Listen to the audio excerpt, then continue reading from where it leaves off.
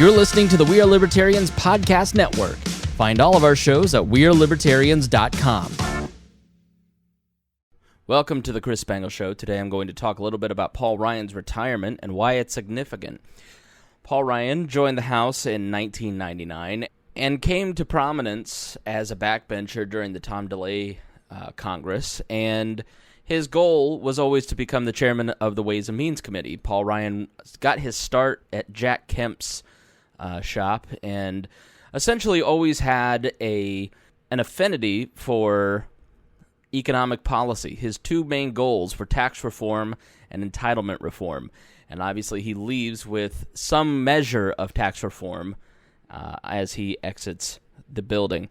He became Speaker in 2015 when John Boehner resigned. Boehner had essentially lost control and the confidence of the caucus. While Boehner was Speaker of the House, the Freedom Caucus got elected in the Tea Party movement, and the caucus really started to fragment and split. And Boehner was not willing to continue to be the Speaker of the House because he was sick of it, and he was also probably going to lose his speakership. So he resigned in 2015, and that left a vacuum. Kevin McCarthy was the number two, but didn't have the votes to actually ascend to the speakership. And Paul Ryan, the most famous person in the House at that time in the Republican caucus, who was fresh off a run as the vice presidential candidate with Mitt Romney, was the only real choice for Speaker of the House. So Ryan, who didn't want the job, ascended to the speakership in 2015. He achieved, during that time, one of the two planks of his goal. He achieved tax reform under President Trump. He was also a pretty decent counterbalance for the Republicans against Barack Obama. You know, they're very similar in style and demeanor. They're very calm, deliberative, fit, young, energetic, around the same age. Barack Obama's a little bit older. That's partly why so many of, like, the Pod Save America crowd and so many of the former Barack Obama advisors absolutely despise Paul Ryan. Because, you know, as John Potterts said on the Commentary podcast, these are the young Republicans that those Barack Obama advisors who are in their late 40s, late 30s, fought against on their college campus, the clean-cut dweebs. He's really disliked by a lot of the liberal establishment, which is mystifying. And as Meghan McCain said on The View recently, if you're going to demonize Mitt Romney and you're going to demonize Paul Ryan, then you deserve Donald Trump. Because if you can't find common ground with Paul Ryan, who is essentially a policy wonk who just wants to negotiate policy and is a fairly reasonable person and wants to have a good candor in Congress, then you're not going to find common ground with anyone, and so therefore you deserve to be punished with someone like Donald Trump. And I agree, and that's part of why I believe Donald Trump was elected, because so many conservatives and Republicans kept seeing Mitt Romney get made fun of and John McCain get made fun of, and these are people who are moderates, or, you know, Mitt Romney's running for Senate and he's acting like a super conservative at the moment. He thinks Donald Trump is not conservative enough on immigration, for instance. But when he ran for president, he was considered pretty milquetoast. So, and if they call Mitt Romney a misogynist because he has binders full of women, when basically his point was, I'm trying to hire women. I have binders full of names of highly qualified women that I want to appoint in my administration. And then he was roundly mocked. The Russia, where 1980s, the same with Russia, where in a debate with Barack Obama, he said Putin was a threat, and Barack Obama said the 1980s called and they want their foreign policy back. Well, now Russia is the greatest enemy in the history of America, according to Democrats at the moment. So the continual mocking of conservatives and Republicans led the base, I think, to punish all of America with Donald Trump. So Ryan didn't want the job and is facing a massive blue wave in October and November, and he's going to see a loss. He just doesn't want to become minority leader, and he has 3 kids who are on the verge of teenagedom.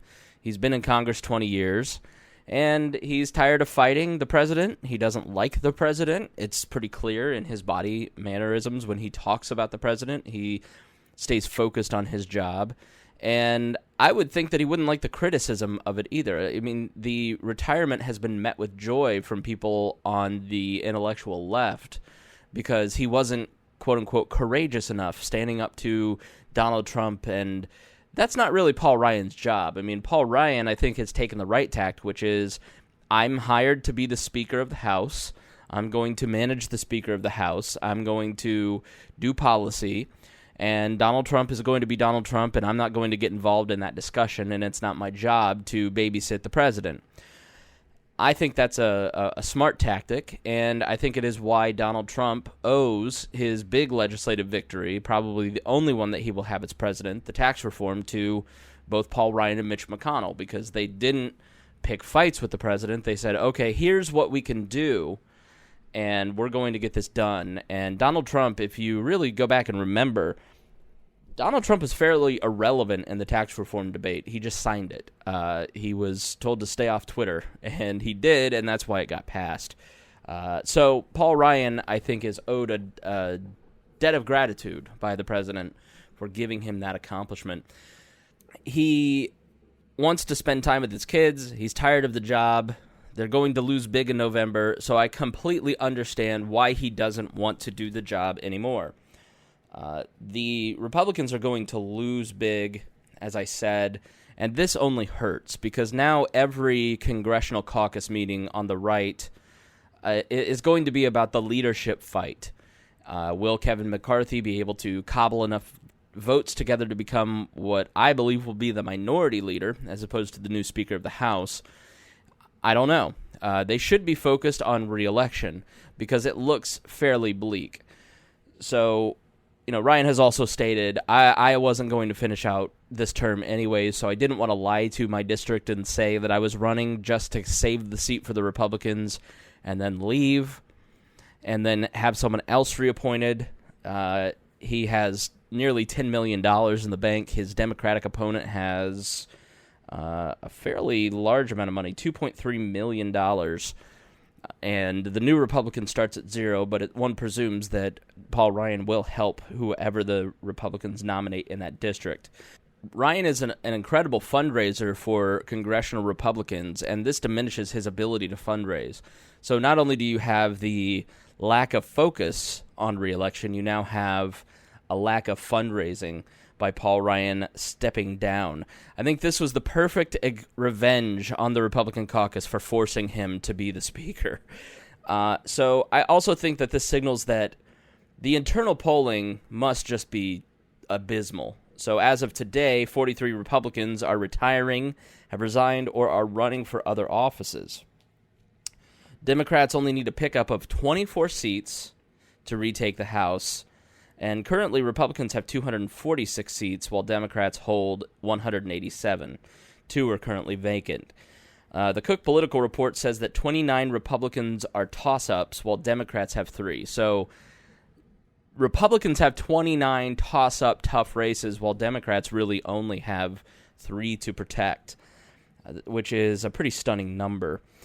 There are 50 likely Republican seats, with 13 likely Republican seats. So essentially that means that 50 Republicans are likely but still have a tough race, while Democrats only have 13.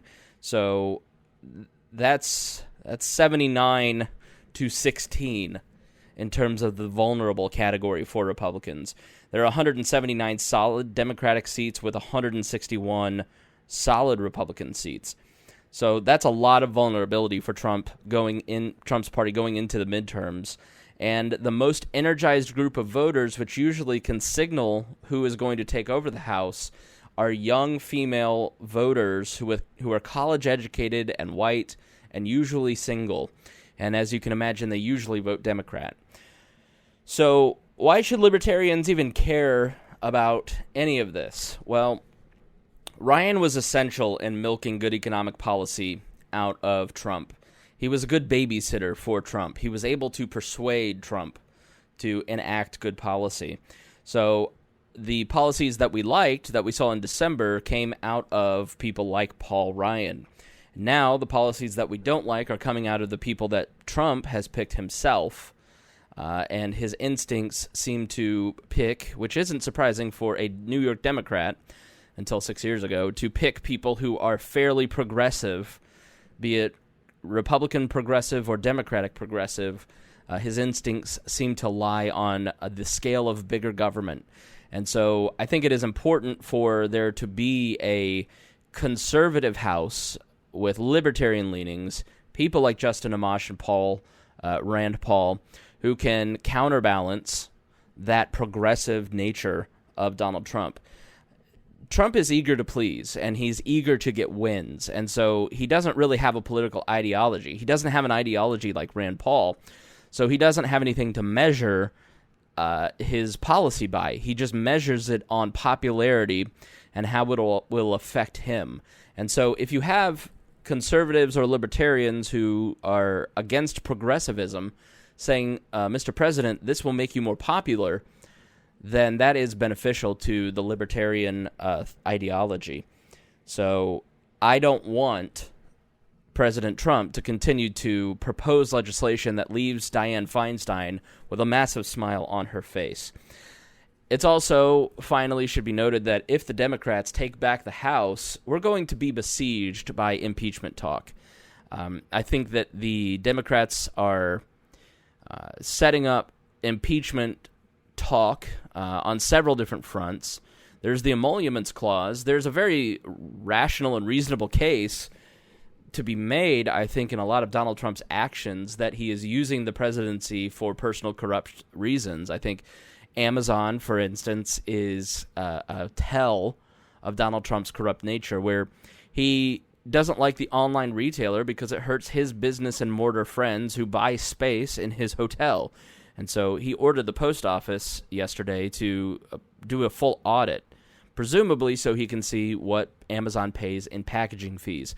Now, as we've said on a previous We Are Libertarians episode, the only growth industry within the post office is shipping, and it's about 12% growth for the USPS, and a lot of that is because of Amazon. I'm getting some packages delivered this Sunday by the post office, which is something that they didn't do until Amazon started paying them to do that. But Donald Trump wants to damage a competitor of his using the power of the presidency. So I think there's a case to be made there. They obviously are using the Russia investigation and now the campaign finance stuff with Michael Cohen's office being raided and the $130,000 payment to Stormy Daniels to be quiet. I think that's a less stable case for them to make. It's pretty clear at this point, after a year and a half of the Mueller investigation, and the only charges that he's been able to come up with are some 2006 charges against Manafort and previous corruption that took place, nearly 8 years, 10 years before Donald Trump was even running for president. So I think the Mueller case and the Russia collusion case is very weak and isn't there. Every time the Russians actually tried to infiltrate the campaign, they weren't able to because they were ignored due to incompetence. So the new impeachment line that is being set up is coming from Senator Tim Kaine, who is the Democrat that ran as vice president with Hillary Clinton. He and Jeff Flake, back in, I think it was September of last year, October, introduced an amendment to the Authorization of Military Force, the AUMF, and that was passed in the wake of 9/11 almost 20 years ago at this point, funding the wars in Afghanistan and Iraq, and has been used to expand military action into a dozen countries.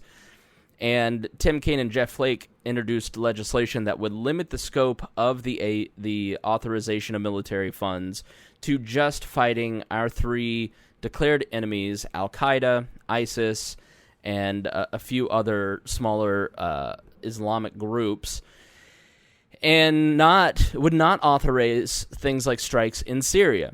So it is interesting that Barack Obama got a blank check from Congress, but once you have Donald Trump in the White House, that's when Democrats finally wake up and they say, hey, maybe we should limit the powers of the president to declare war as he sees fit.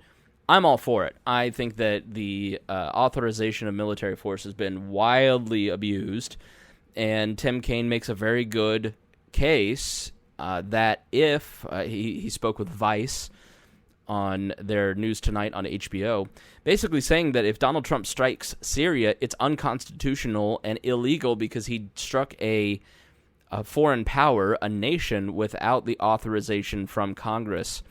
And it's one thing to strike at a group like Al-Qaeda or ISIS, but it's another thing to strike at a nation, and I think there is some truth to that argument because, the Constitution was written in the era of nation-states, especially as nation-states were starting to really develop, and it didn't really necessarily foresee guerrilla groups like ISIS.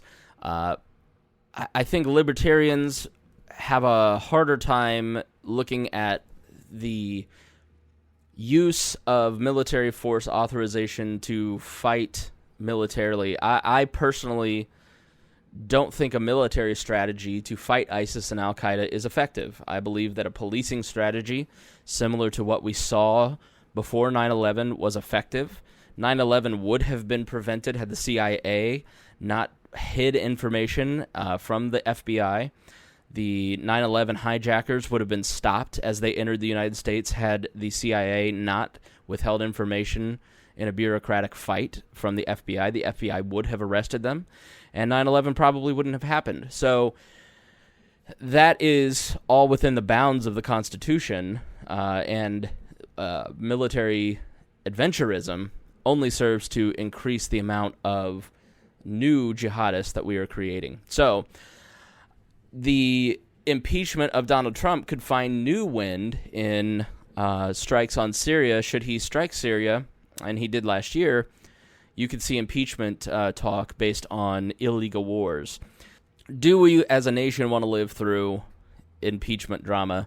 I don't think we have a choice. I think it's coming. There's definitely going to be a massive win by Democrats. They'll definitely beat 24 seats. As I gave you the numbers, that's a pretty vulnerable stance. Interesting times, and I, as a libertarian, Paul Ryan is your typical conservative. He's fairly socially conservative, which we disagree with. He's fiscally conservative and wants to rein in federal spending, which we do agree with. So he's a mixed bag. He's not a progressive. He does want to restrain the federal government. So those are some of the things that we like. So will it be a loss for libertarian ideology? Not necessarily. I think you're going to see more conservative, more libertarian-leaning, certainly not libertarian. Kevin McCarthy is not a libertarian. Steve Scalise, who was going to run against McCarthy, is not a libertarian.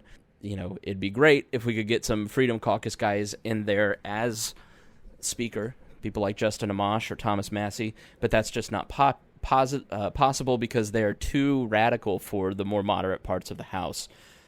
But perfectly reliable for us. So those are my thoughts on the retirement of Paul Ryan, and I appreciate you listening to this episode of The Chris Spangle Show.